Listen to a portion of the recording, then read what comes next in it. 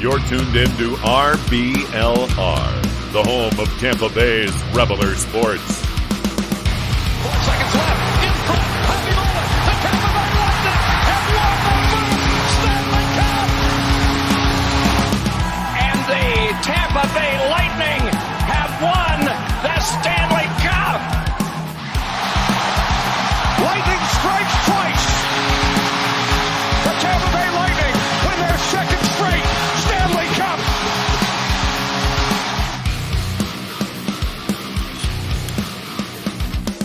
Hello, everybody, and welcome back to RBLR Lightning. My name is Jake Ricker. Alongside me, it's Joe Zamataro, Matt Gannon. Guys, welcome back to the show. We've got a trade-filled episode today. I'm really excited to get jumping into this and talking about some fun and crazy trades that we've had in Lightning history, because even though, they haven't done a ton of trades, maybe some other older franchises, there are some really fun ones to talk about. But first and foremost, guys, how you doing today?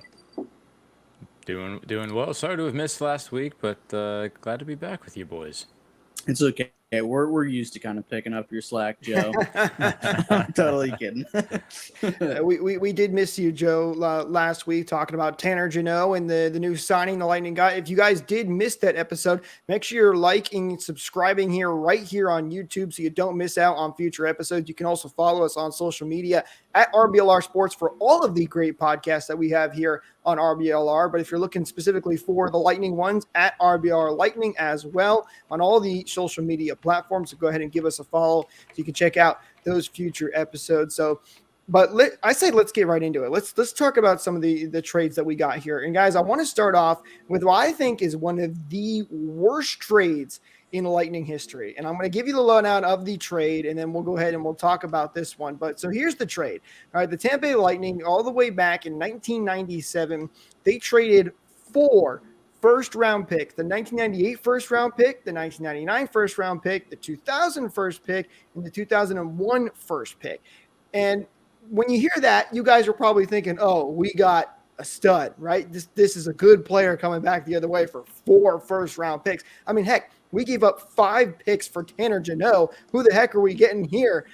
Well, no. The Lightning traded for 2 different players. I'm going to try to pronounce their names. It was Carl Dykes and Mikkel Renberg, and both of them played a season and a half for the Lightning, give or take there. They did not spend a lot of time with the Lightning, but they gave up 4 first-round picks. And the kicker, one of those first-round picks that the then Philadelphia Flyers used was Simon Gagne, who the Lightning also got later on in his career. So a wild trade. But, Joe, I'll start with you. This has got to be one of the worst trades in Lightning history, right?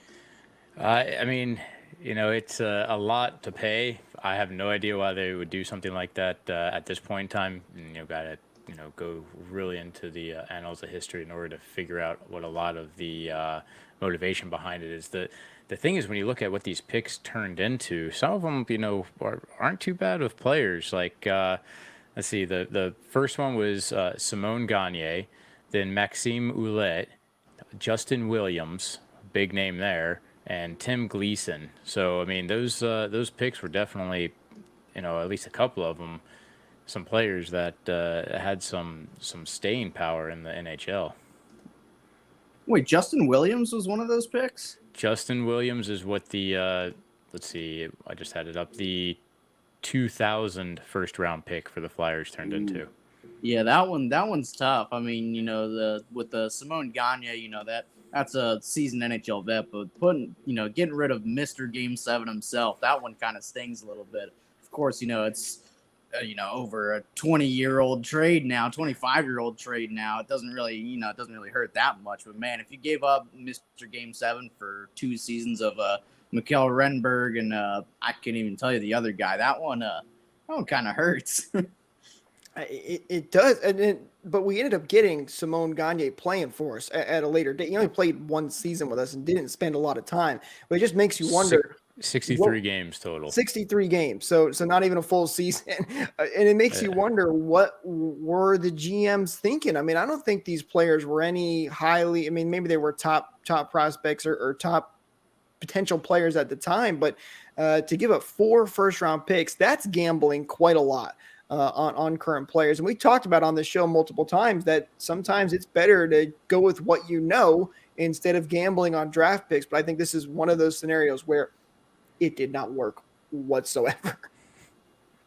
Yeah, I mean there's always like future considerations, or in that day and age the salary cap wasn't quite wasn't a thing, so there's other things that could be in play in order to for them to do it. Like maybe they weren't in a spot with their budget where they could actually afford first round picks. But I would love to hear from some of our listeners for if they have any sort of theories or background knowledge digging deeper into this as to why you would trade away 4 first round picks for these players. Going from one of the worst trades, though, to possibly one of the better trades in Lightning history, guys, this is one of my favorites, the Corey Conacher, though the whole saga in general. So if you guys remember, Corey Conacher was one of the top Lightning prospects at the time. I mean, this guy was beloved by so many different Lightning fans. He was thinking to be one of the next top 3 forwards for Marty the Lightning. 2.0. Yeah, exactly. And then he goes and he gets traded for goaltender Ben Bishop. So Corey Conacher off to go and get Ben Bishop. And I don't know about you guys. Matt, I'll ask you first. I don't know if you remember this. What was your reaction when this trade happened?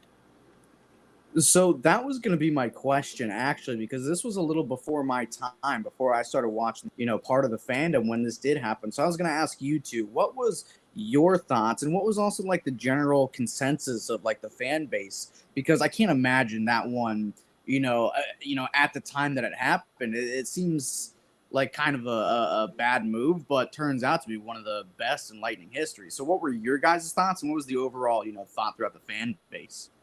Joe, do you remember this one? Yeah, I really liked Corey Conacher. I did honestly think he was going to be someone that could, play kind of like Marty. He was a smaller guy. He was a really, really fast and strong skater. He had some good hands as well, but he wasn't quite Marty, right? You could showcase him, and he did pretty well. I could try talking and pulling up his stats while we're at it. But then also there's always like a goaltending issue in Tampa. For everything from Lightning getting goalies that we'd burn out. Denis being one of those guys that he was like on the top of his game. Then he came to the Bolts and all of a sudden was not, like, he left the NHL after being here. So getting a big player like Bishop was something that I know that the Lightning really needed. And it was one of those mixed feelings because, around the same time, we had just had Mike Smith. I can't remember I think he may have left like that season. So I think there was a gap. So one of those things where you hate to see a guy go, but you understand why, as opposed to sometimes other moves where it's less understandable. Well, Joe, you were a better fan than me because I was not so understandable when this trade happened. Listen, you guys know me now. I'm very prone to trust the GM. These guys know what they're doing. They've made so many moves in the past. And Steve Yzerman, who I think is one of he laid the groundwork for the Lightning to be what they are today. I was furious when this trade went down. I was a huge Corey Conacher fan. I thought he was going to be a great player for the Lightning. And I'm sitting there going, we traded him for a goaltender? What on earth is Steve Yzerman thinking? I was beside myself. I thought it was one of the worst trades ever. And then not too long after, the Lightning extended Steve Yzerman, and I couldn't believe it. I was like, how dare they extend? I know this is crazy to me on here and say, I'll put myself on the spot. It was a terrible take by me, but I was furious at the time, Matt. But as you mentioned, Ben Bishop goes on to become one of the best Lightning goaltenders because, as you mentioned, Joe, the Lightning in the history of goaltenders doesn't go very well. Maybe that's going to be one of our future episodes we can dive into here. But the Lightning don't have that many great goaltenders in their history, and Ben Bishop was one of them. I mean, if it wasn't for Andrei Vasilevsky coming along, who knows? Ben Bishop might still be our goaltender for the foreseeable future. Now, he did have some injury problems. He almost won us the Cup back in 2015, but unfortunately got hurt. So Ben Bishop ended up being a top Lightning goaltender, and the Lightning eventually got Corey Conacher back because he really wasn't able to get anything going in Ottawa. He comes back with the Lightning. So essentially, the Bolts traded a 4th round pick for Ben Bishop. I mean, and that is an amazing trade to think about, that you spent a 4th-round pick on a franchise goaltender. So I have a quick question. You know, when the trade did happen, was Ben Bishop? He wasn't really an established name. He wasn't a household name. He wasn't really a starter in Ottawa. I believe he was drafted by St. Louis. Was he just kind of a random, throw-in piece? He wasn't really the main piece of the deal or anything like that? Or do you think like Steve Yzerman knew what he was doing, knew that this was a diamond in the rough that he was getting? I mean, he had some pretty decent numbers. Even Ottawa in those days were, I can't remember off the top of my head, in those years. I thought that they're a halfway decent team in about 2012, 2013. Looks like he had 13 games played with 8 wins, and he had a .922 save percentage playing for that team. So I mean, he's got decent stats as he's coming up, and he's big in size, and he was a guy that could kind of like stay at home, and where with like Mike Smith, for instance, he's a guy that was really good at playing the puck. But how many times did that guy get burned by playing the puck where he mishandled it? The Lightning probably got scored on at least a dozen times. But when Big Ben had the puck, you felt a lot more comfortable. He was a lot more calm with it, which he had. I'd like to protest that. Again, I didn't get to watch much of Bish, but in the 16-17 season, I remember as soon as he would come out of the net, I knew it was going in the net. I don't know if we can find footage of it, but it was just like Sure. it was almost an inside joke between me and my friend. Like, Well, then you would have thought it was he was hilarious not- watching Mike Smith play. really, because I under the assumption that Mike Smith is one of the better puck handling goalies in the league. Up until his retirement, he was always kind of highly touted for his puck handling skills. Again, before my time, I don't have a whole lot to go on to go off of All here. right, so but at least was with Brett Ben Favre a good Bishop quarterback? You're asking the wrong guy. Yes, Hall for a of bit. Famer, won Super Bowls. Also had the most interceptions of any quarterback of all time. I think he's Okay. also like top 5 most touchdowns of all time. But sometimes just because you're good doesn't mean you doesn't make mistakes.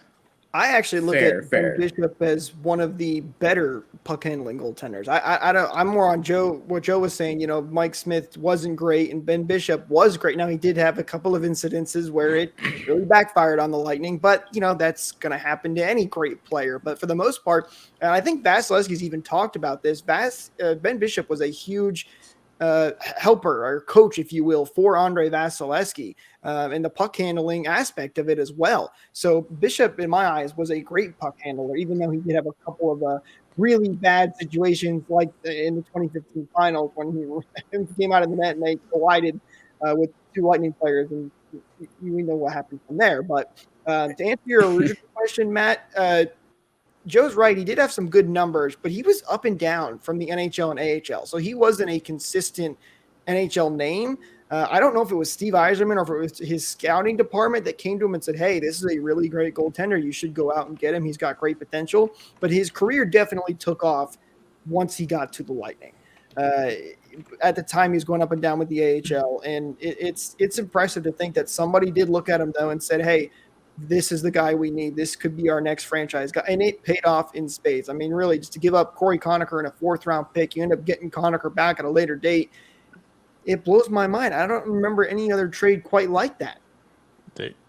While we're going down this trade tree, I always love to mention, because everybody forgets, when we traded Ben Bishop to the Los Angeles Kings, we got Peter Budaj back. It was kind of a cap, just getting rid of Bishop because we knew we were going to lose him for nothing. But Eric Chernak came back as part of that deal, which is an often overlooked deal, which, he is absolutely 100% part of this Lightning core now. It's a very overlooked deal, but I always love bringing it up to people because it always does surprise them. Thinking we got rid of Bishop for a little more than nothing. Absolutely not. Eric Chernak, part of that deal, really, again, that paid off in spades as well. That Bishop deal, if you look at it all the way down, it really was one of the best trades in Lightning history.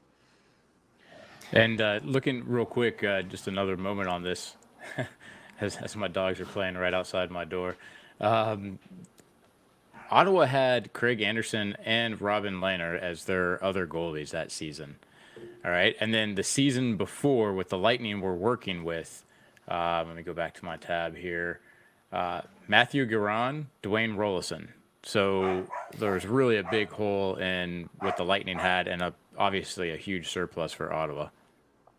Dwayne Rollison's another one of those interesting players that we're going to have to do a goalie episode at some point because Rollison had like that one really good year with the Lightning where he went all the way to the conference finals, and that was pretty much it. But you're absolutely right. That's interesting. So Lightning needed a goaltender. Ottawa had a surplus of goaltenders. It just made sense, but it ended up working out a lot better for the Lightning. You know, we're talking about all these trade guys. I want to make a quick trade with our listeners at home. I'm going to send a special code just for our listeners where they can head over to shop.rblrsports.com and check out the awesome Lightning, Bucks, Rays, Rowdies inspired merch. And the code is BOLTS, which you can use to get 10% off your order. That's code BOLTS for 10% off. Links, as always, are in the description if you want to go check out the awesome inspired merch that we have over there as well. So a trade that I'm probably getting the worst end of the stick on here, but you know, we love our listeners here, so we want to give them the best possible trade. So code BOLTS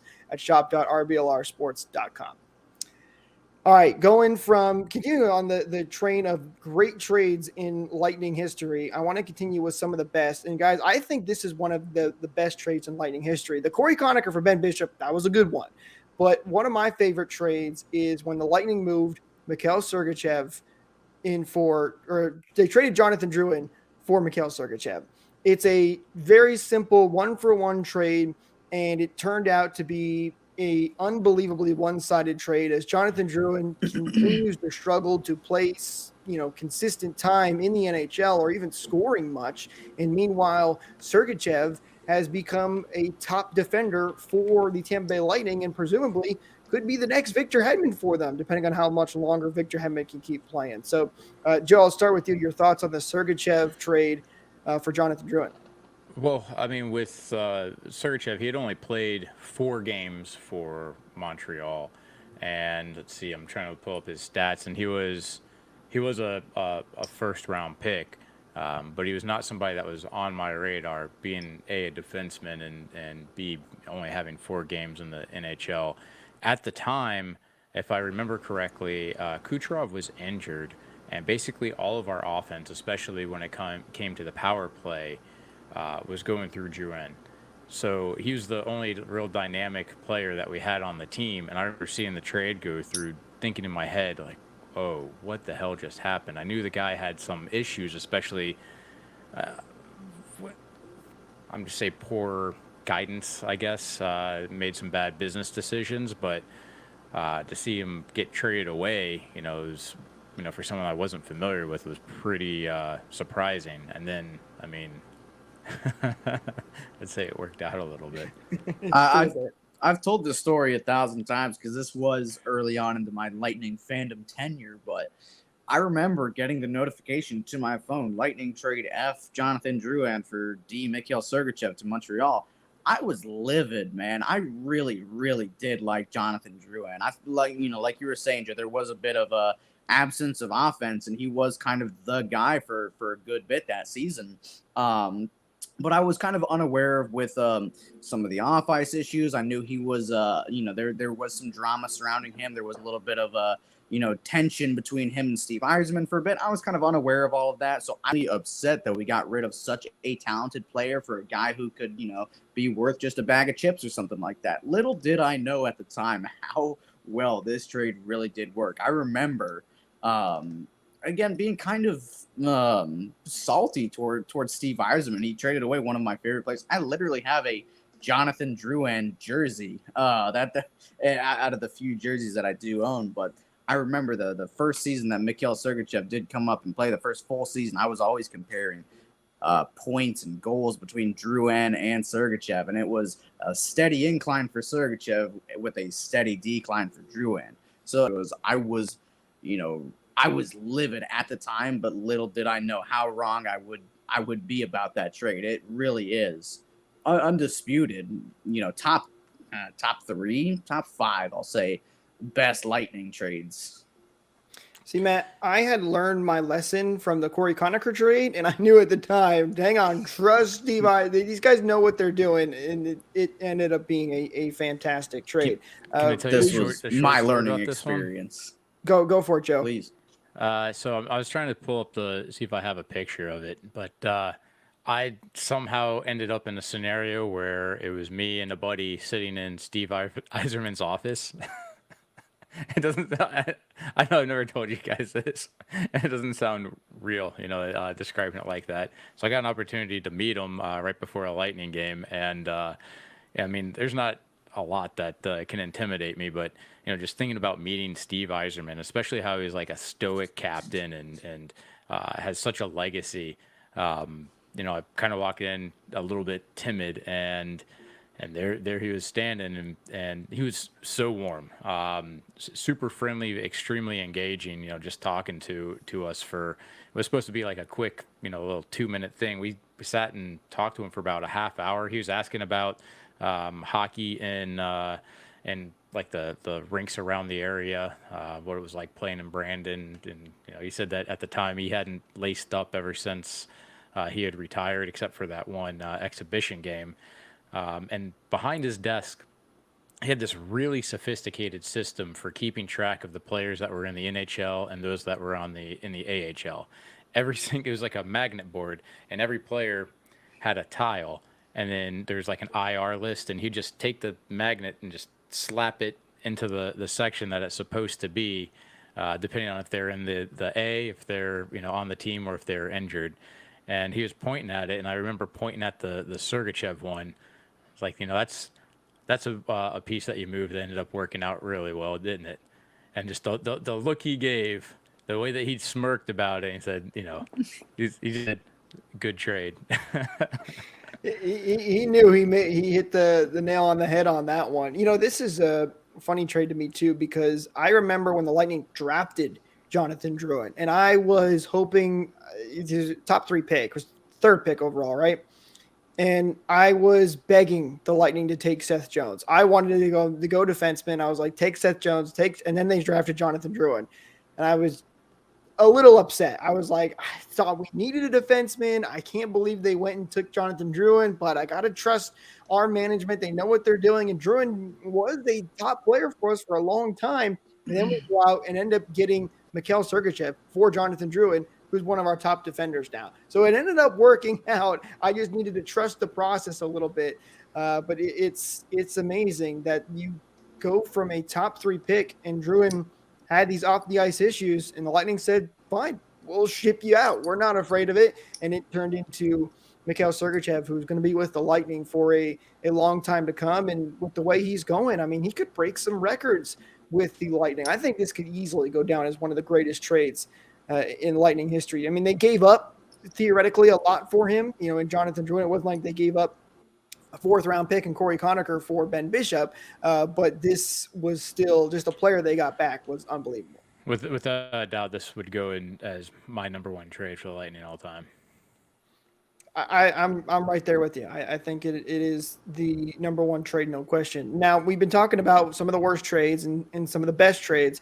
Here's a trade, guys, that I think is one of the funniest trades. Have you ever heard of a team? So we've heard of teams trading for the rights of players, right? We see it all the time. Guys, when they're restricted free agents or even unrestricted free agents, at the draft, they'll trade for the rights to sign that player before all of free agency starts. Have you ever heard of a team trading for the rights to sign a general manager? Because that's what the Lightning did all the way back in 1999. The trade was with the Ottawa Senators, and they got Andres Johansson and the rights to sign Rick Dudley as the general manager. And in return, the Lightning sent to the Senators a 2000 or 2001 or 2002 second-round pick, which ended up being a 2002 pick, 34th pick overall, and former captain Rob Zomer. So the Lightning sent a former captain to the Senators in exchange for a general manager. I mean, when the last time you ever heard of that happening? You'll hear jokes about, they traded the guy for a bag of pucks. But in this case, it was, an asset outside of a player or retaining salary. And the Lightning executed, obviously. They executed their option to sign him. He was the GM for the Lightning for a while. Yeah, I had known that you is, and that's kind of one of those obscure but kind of never happens type of deal. Just one of those random facts that you know. This one was news to me when you brought this up to me, Jake. I was genuinely shocked, especially for a guy like Rick Dudley. He was the GM during the 04 Cup run, right? That Cup win, correct? Rick Dudley. No, that ended up being Feaster. Oh, sorry. Yeah, that's right. But before, still, I mean, just before it was Rick Dudley who helped, obviously build the team. So it was not really Eiserman, but to a Julian Brisebois situation. He sets the foundation and Brisebois finishes it and makes it a match. But no, I genuinely learning about that made me laugh. I had no idea that was at all possible. I knew teams could give permissions to speak with GMs or coaches early or whatever, but I didn't know that you could actually trade assets for it. That one is really funny. And the craziest part about it gets even crazy. I saying the craziest part, it gets even crazier, right? Rick Dudley was a huge part of when the Lightning nearly traded Vincent Lecavalier to Vinny was almost traded twice, believe it or not. I think once to the Canadians, and then I can't remember. I think he almost got traded to Toronto as well. And Rick Dudley was a big part of that. So it had even crazier implications down the road because he became the general manager of the Lightning. And I'd have to look this up. I couldn't find anything when I was doing our research beforehand here, but I cannot find the last time a team traded for the rights to a general manager. I mean, I don't think that's ever happened in NHL. We got to figure out exactly what it was, but I can't remember if that ever happened before. Sounds like Joe's on the spot. Yeah, I mean, I'd love for our listeners, if there is any other strange trades that have ever come through. That's got to be one of the craziest that I've ever heard of, especially because usually the person that generates the trade is the general manager. So who is the That's true. Did he trade himself? Get me the hell out of here. I mean, the president of hockey ops is higher than the GM. He could have orchestrated it, but still, that's interesting. My guess is here that probably Rick Dudley was not the GM at the time, and he was probably someone that was looking for a general manager job, and he was working for the Senators. And then the Senators said, "Okay, you can talk to him, but you need to give us one of your former captains," which is a high price to pay for a potential general manager. No, you're wrong. In the summer of 1998, he was hired as the general manager of the Ottawa Senators, after which he was hired by the Tampa Bay Lightning. Well, that's I got nothing. I mean, that's even crazier. Crazy. I've never heard of that. A GM trading himself to get his team some big pieces and moving on to it. I mean, that's got to be a big baller move right there, saying, "All right, I'm done here. I'm going to leave you guys a parting gift, but I'm heading over here to Tampa Bay to work as their new GM." I feel like senators do that all the time in the U.S. government. They'll make trades where they benefit directly from, so maybe it just goes along with the name. The other part of that, you guys don't want to touch that. This is the hockey podcast, Joe. No, it was a good one though. The other part of that too is Joe. You did. I'm sorry, Jake.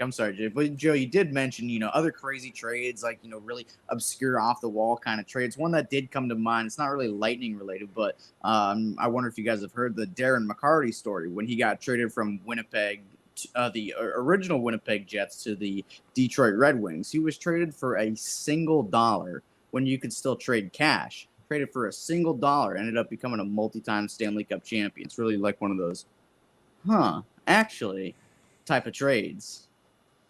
I mean, they acquired something from him, I guess. That's a single puck, not even a bag of pucks. We're talking about the Senator Dudley trading himself, but what about on the Lightning side? I don't remember if they had, because did the GM trade for his replacement? Did he know he was leaving? What about the other side of things on the Lightning?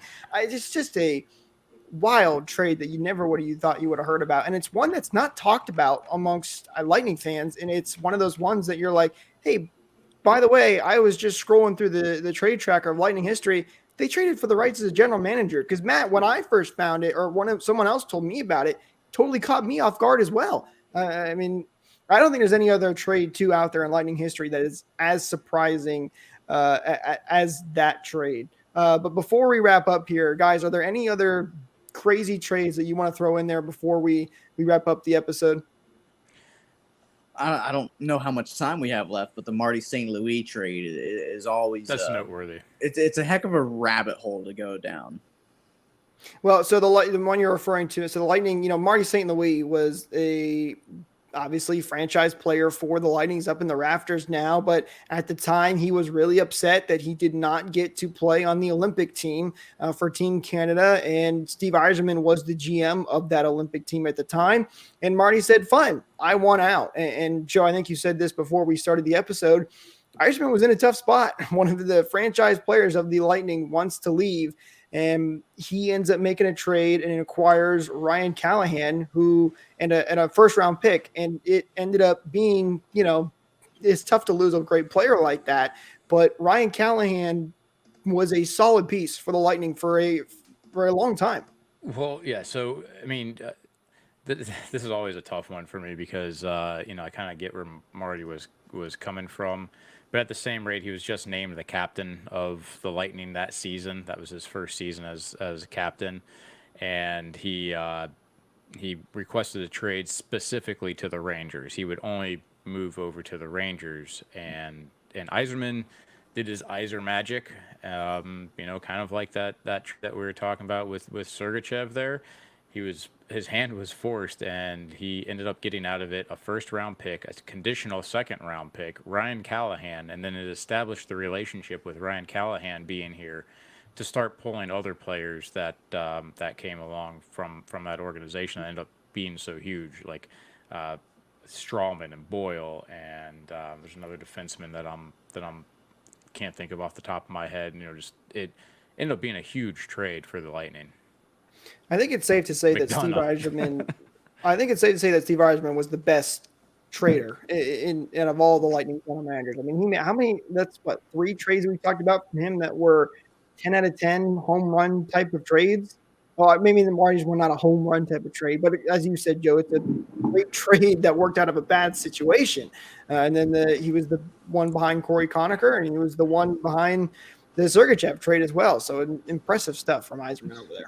Joe, with that conditional second-round pick, it actually ended up becoming a first-round pick, the 2015 first-round pick. And it originally, we traded it to the New York Islanders. They selected Anthony Beauvillier with it, and we got back a second-round pick and a third-round pick in exchange for that first-round pick. You know who we picked in the third round with that pick we got back from the Islanders? Just for 2 seconds, I love how you can go down a rabbit hole of like someone gets picked here, they get traded for that, and then it moves, keeps moving hands to see what you end up with. Who would we get, Matt? Anthony Cirelli. This is one of the most interesting rabbit holes to go down. It definitely is. And the second round pick, who we picked before Anthony Cirelli, is a semi-familiar name. It was Mitchell Stevens. He played for us a couple of years ago. And there's just plenty more. And so we traded Mitchell Stevens to Detroit. I forget what they sent us back, a 6th round and a 4th round pick. And we ended up trading those 6th and the 4th to the Los Angeles Kings, coming all full circle, even to the Bolt Report section. We got Lucas Edmonds with those 2 picks. Or we sent those 2 picks to Detroit for, I forget how it all ended up. Regardless, we got Lucas Edmonds in that Marty St. Louis trade, along with Anthony Cirelli. It is such an interesting rabbit hole to go down. I highly recommend you go down it. Well, that's why, people make those giant trade tree videos and they get tons. I mean, there's 40-minute trade tree videos out there because you really can go down quite the rabbit hole. And to this day, the Marty trade is still one that's technically still alive because the Lightning go on and trade Lucas Edmonds or somebody like that for something, or even Anthony Cirelli at some. Hopefully they don't, but that could extend the trade tree even more. And of course, what Matt is referring to, we did interview Lucas Edmonds over on the Bolt Report, so highly recommend you go check that out as well. It was a great interview. But I want to know from our listeners as well. Let us know in the comments or on social media at RBLR Lightning. What are some of your either favorite or most hated trades that maybe turned out to be great ones, like I was with the Corey Conacher situation? Let us know. We'd love to hear from you guys. Or craziest, for that matter. Or craziest. That's absolutely. And whatever you got. Thank you guys, though, so much for tuning into this week's episode. We're getting closer and closer back to regular hockey content, and hockey season just around the corner. Don't forget to like and subscribe right here on YouTube. Hit that share button if you can. It really helps us out. I'll see you guys for the next one. Go Bolts.